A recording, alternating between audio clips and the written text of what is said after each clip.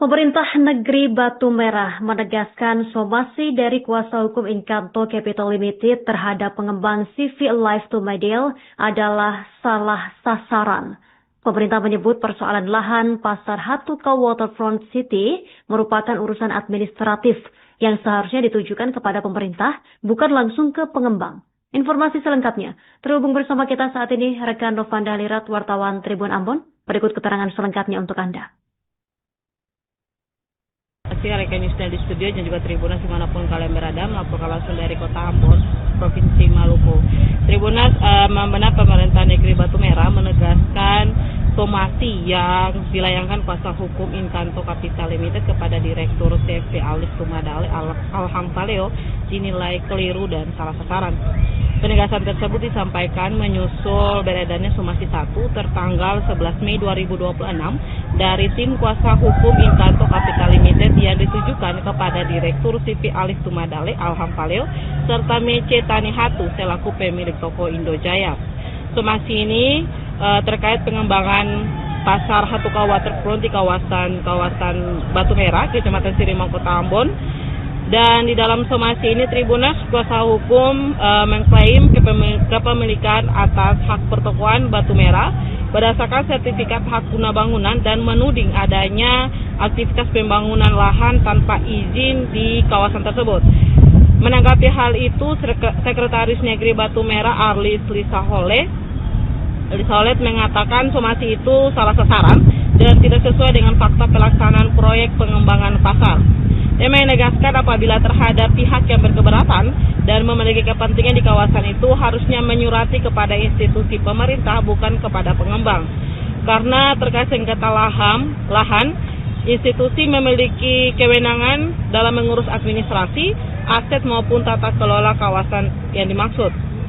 Namun di sisi lain pemerintah negeri Batu Merah menilai persoalan tersebut merupakan sengketa lama dan memiliki dimensi administrasi dan historis yang kompleks, termasuk juga berkaitan dengan hubungan antara CV 45 dan Bank Maluku pada masa sebelumnya.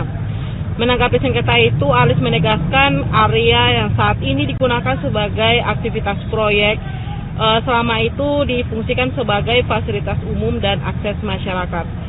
Selanjutnya terkait keterlibatan orang ketiga yakni Indojaya, pemerintah negeri Batu Merah menegaskan proyek pembangunan secara administratif dan kesepakatan hanya dilaksanakan oleh satu pengembang yakni CV Alive to My Deal yang diketuai Alham Faleo. Dikatakannya tidak ada keterlibatan pihak ketiga manapun dalam pengembangan pembangunan pasar dan bertemakan waterfront city tersebut. Arlis menegaskan informasi yang beredar merupakan opini yang tidak benar dan menyesatkan publik karena tidak ada keterlibatan pemerintah negeri Batu Merah maupun pengembang CV Alive to My Deal. Arlis menjelaskan hubungan dengan pihak Indojaya hanya sebatas penggunaan alat berat dan kendaraan operasional lapangan melalui mekanisme sewa pakai guna mendukung aktivitas teknis proyek di lapangan, bukan bentuk kerjasama ataupun investasi keterlibatan sebagai pengembang proyek.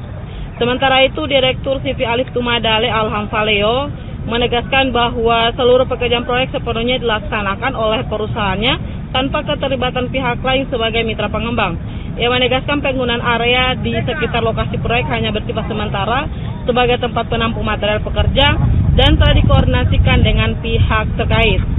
Ia juga memastikan pengembangan pasar Waterfront City tetap berjalan sesuai prosedur resmi dan menjadi bagian dari program penguatan ekonomi masyarakat Batu Merah melalui penyediaan fasilitas perdagangan yang lebih representatif dan tertata.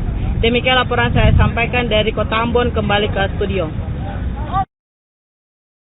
Dengan pertemuan hari ini, bahwasannya perlu kami jelaskan beberapa hal berkaitan dengan pelaksanaan pembangunan Waterfront City ini, bahwa pemerintah negeri selama ini pada prinsipnya membangun kemitraan atau kerjasama untuk pelaksanaan pembangunan ini melibatkan pihak ketiga sesuai dengan rekomendasi masing-masing.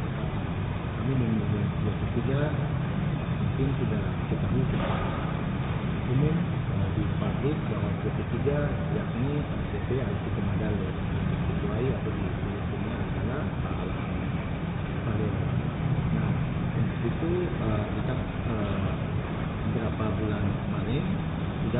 melakukan pemandangan yang pertama atau pilkada pertama langsung oleh Pak Gubernur itu dan dihadiri oleh Pak Kapolda maupun berpindah pihak-pihak terkait sehingga bahwa pelaksanaan pembangunan ini secara jangka pendek legalitasnya itu resmi dan maupun dari. Nah, perlu kami tegaskan dalam kesempatan ini bahwa secara de facto maupun de jure kami pemerintah negeri ini mengenal dan mengetahui mitra pelaksana kebutuhan ini adalah seperti berkaitan dengan isu yang beredar di lapangan bahwa melibatkan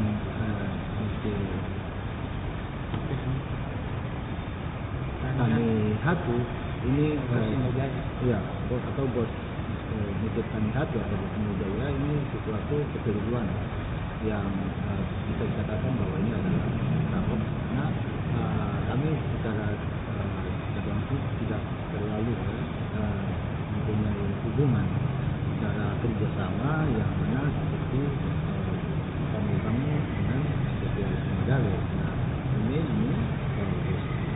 Medale ini kami hanya memakai angkutan atau kendaraan yang bersangkutan saja. Kita ada beberapa poin di sini untuk mengklarifikasi terkait dengan adanya berita-berita isu yang beredar di publik, bahwa pertama terkait dengan ada informasi dari pihak Bank Dunia dalam hal ini destinasi untuk informasi pihak PT Alis Medale bahwa terkait dengan penggunaan lahan.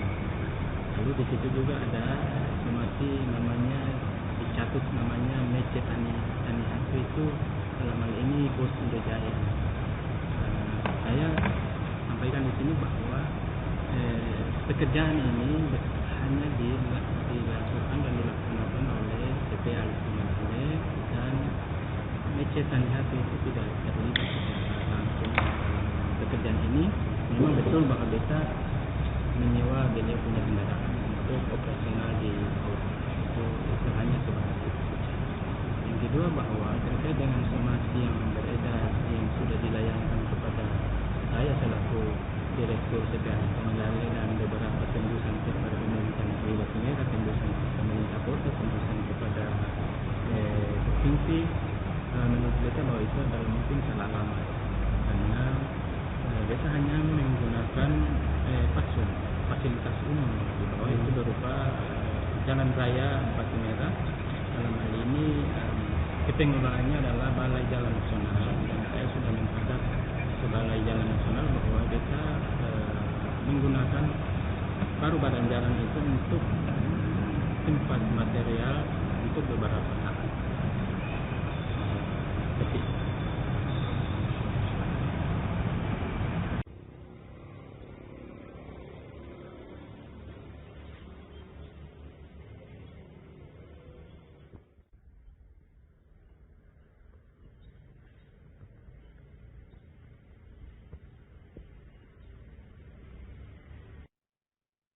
Kasus dugaan pesta sabu menyeret sejumlah oknum polisi di Polres Buru, Maluku, kini memasuki babak baru pemirsa.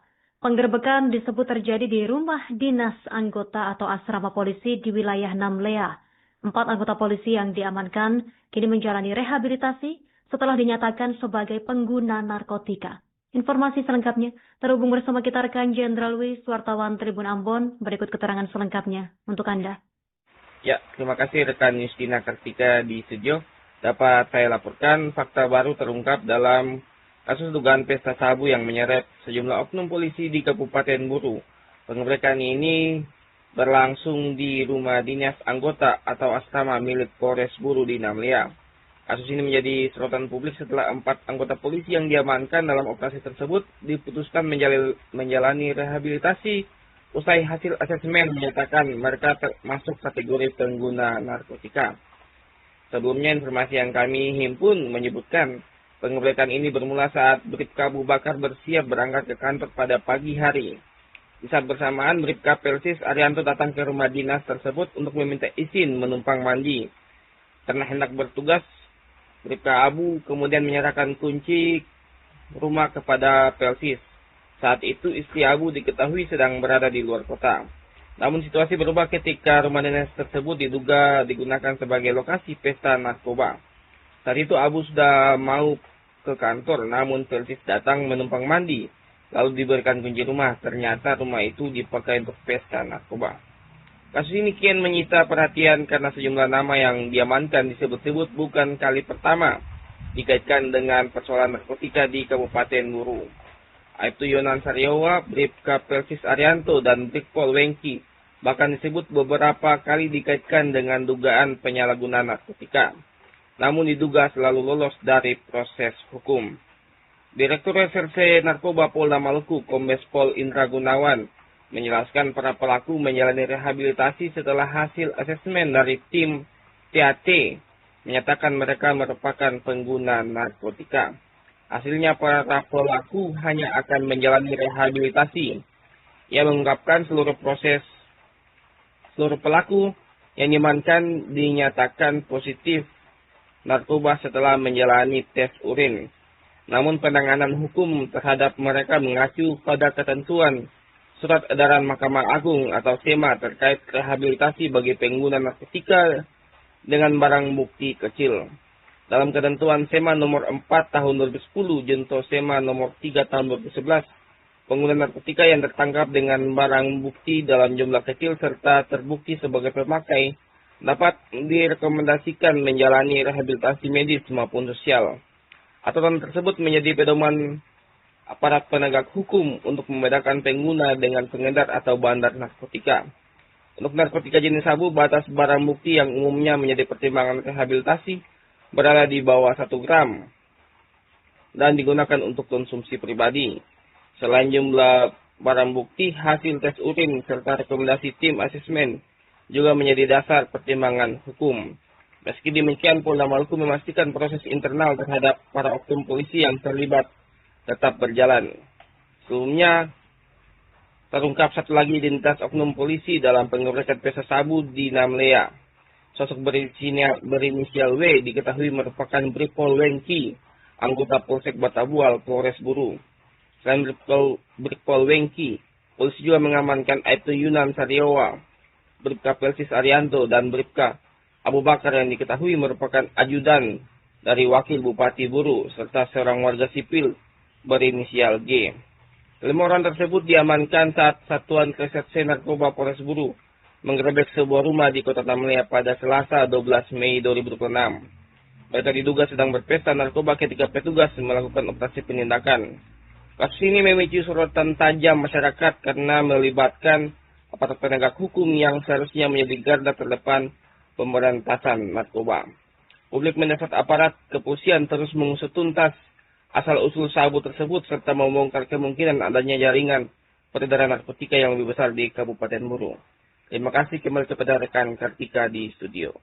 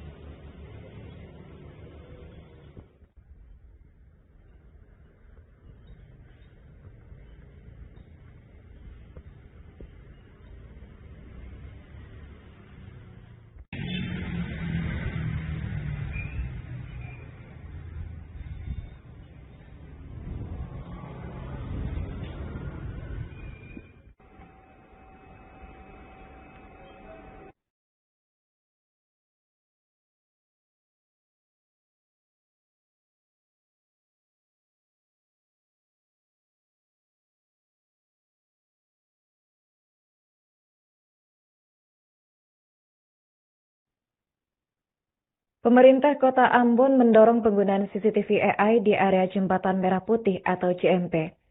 Dorongan ini sebagai upaya tegas untuk mencegah terjadinya aksi bunuh diri di ikon Kota Ambon. Sistem itu nantinya dirancang agar dapat langsung memberikan peringatan cepat kepada petugas yang bertugas. Untuk informasi selengkapnya akan dilaporkan langsung oleh jurnalis Tribun Ambon, yakni rekan Novanda Halirat.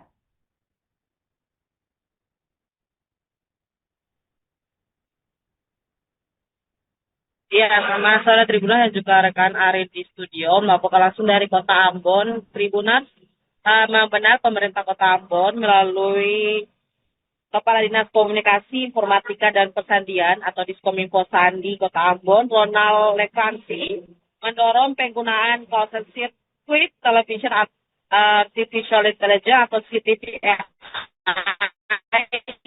di kawasan Jembatan Merah Putih.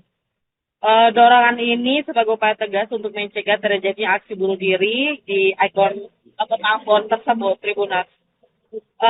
Dorongan ini juga dilakukan setelah 5 bulan terakhir ini tercatat sebanyak 4 kali aksi upaya bunuh diri yang dengan cara melompat dari atas Jembatan Merah Putih. Aksi pertama ini terjadi pada tanggal 20 Maret 2026. Seorang perempuan berusia 21 tahun, berinisial SC, dan selanjutnya pada tanggal 8 April 2026, seorang pria yang berstatus aparatur sipil negara. Dan pada 27 April 2026 juga ada seorang pria berumur 67 tahun yang berinisial SJ yang tewas dan akibat dari aksi lompat dari atas JMP tersebut. Sementara itu, Tribunas pada tanggal 2 Mei lalu 2026 percobaan mengakhiri hidup namun gagal terjadi pada seorang mahasiswa Universitas Timura. Dan saat itu tengah diselamatkan masyarakat. Lekansi menjelaskan sistem canggih ini dirancang agar dapat memberikan peringatan cepat kepada petugas yang bertugas, baik itu pihak kepolisian maupun TNI Polri dan juga masyarakat yang berlalu-lalang di sekitar area JMP Tribunas. Nantinya, pemerintah Kota Ambon akan berkoordinasi dengan Balai Pelaksanaan Jalan Nasional atau BPJN untuk mendapatkan akses pemantauan CCTV tersebut. Diketahui Tribunas, JMP merupakan salah satu jembatan terpanjang di Indonesia yang diresmikan oleh Joko Widodo pada 4 April 2016 lalu. Jembatan ini dengan panjang 1.140 km dengan lebar 22,5 meter. Bentangannya terbagi menjadi 3 bagian, mulai dari sisi Poka, Galala hingga bagian utama di Taluk Ambon. Dorongan ini rekreasi berharap keterlibatan aktif masyarakat, dukungan sistem teknologi pengawasan yang handal, serta pendampingan psikologi dapat ditingkatkan dan dapat bersinergi untuk mendorong dan mencegah aksi bunuh diri ini terjadi lagi di kawasan Jembatan Merah Putih itu. Demikian laporan saya sampaikan dari Kota Ambon, kembali ke studio.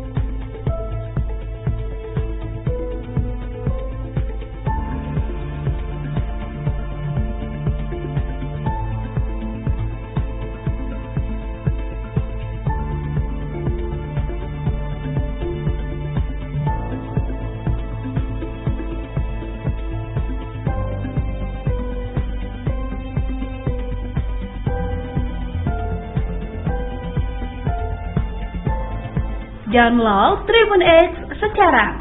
Menghadirkan lokal menjadi Indonesia.